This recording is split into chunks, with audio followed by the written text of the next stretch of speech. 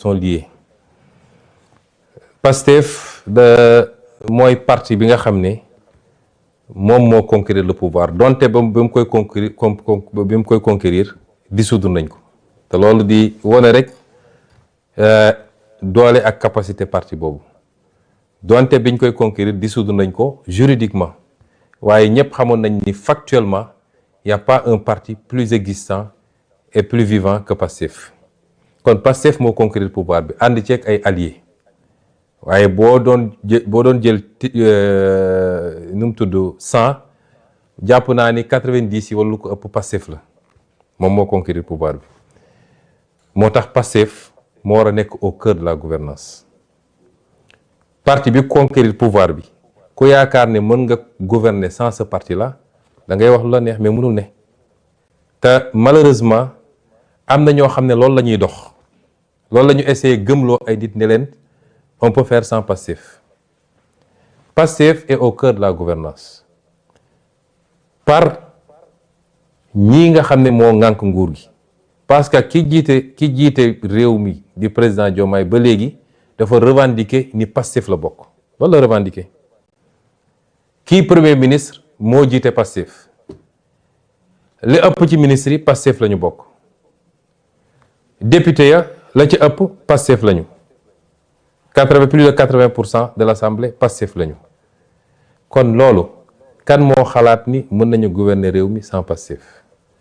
mu des nag lan mooy impact Pastef ci gouvernance bi man de tant que je serai premier ministre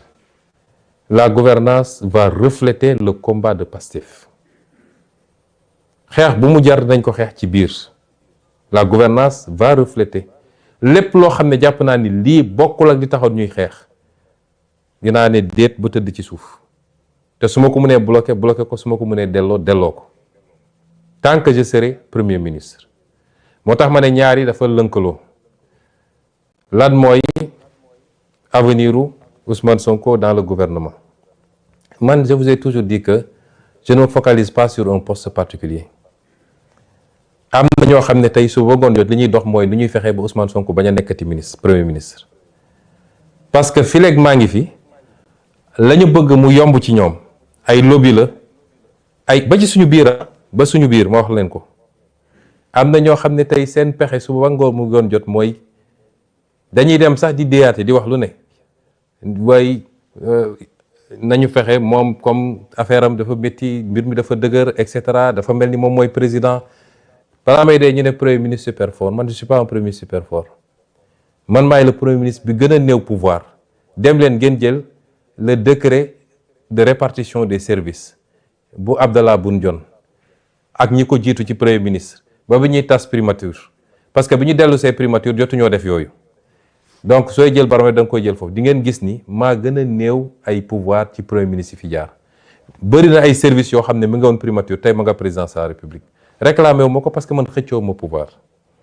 la primature n'est pas forte parce que dañ maa jox ay super pouvoir la primature est forte parce que man maa fa nekk dafa am loo xam ne je le dis avec toute l'humilité nit ki ni ngay solee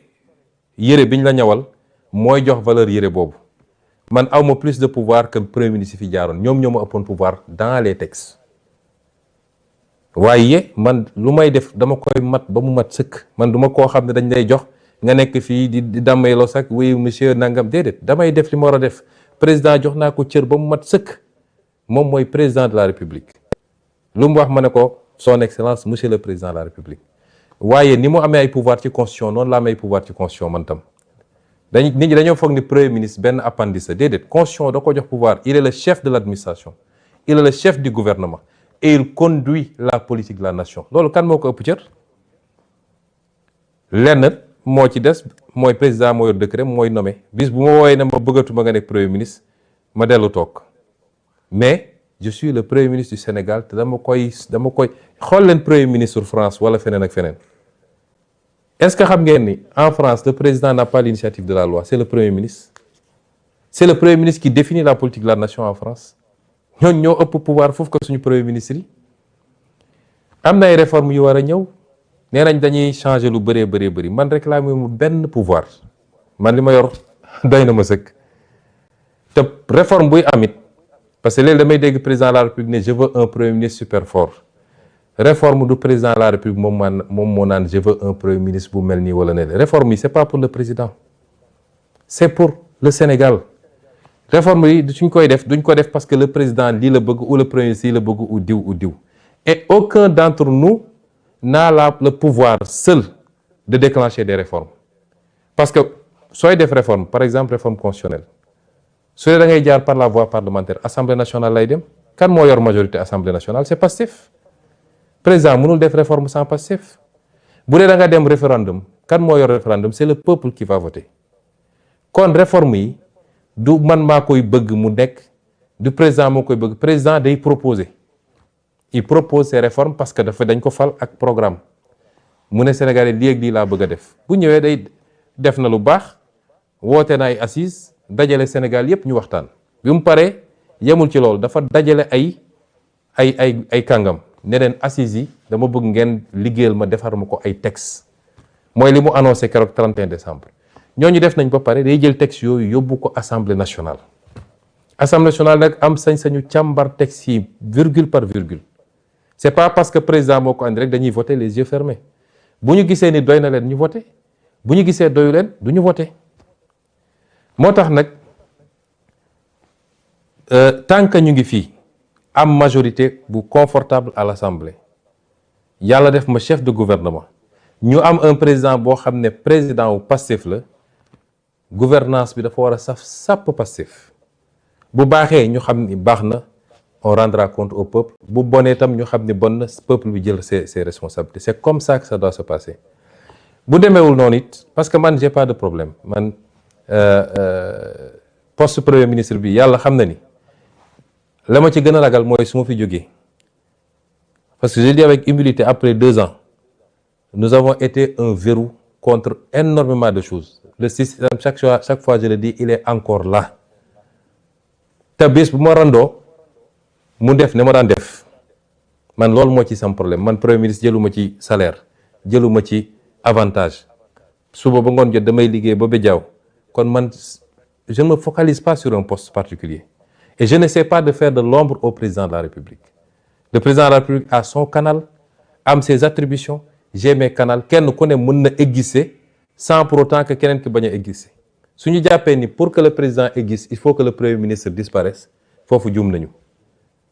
chacun doit pouvoir exister de par les attributions qui sont les siennes mu mat ko sëkk def ko keneen ki jàppale ko ci mu réaliser li mu war a def et c'est comme ça que je vois les choses maintenant situation bi ni mu posé wu nii si le président est aligné à son parti le débat ne se pose pas si le président n'est pas aligné à son parti te ñu bokk di gouverner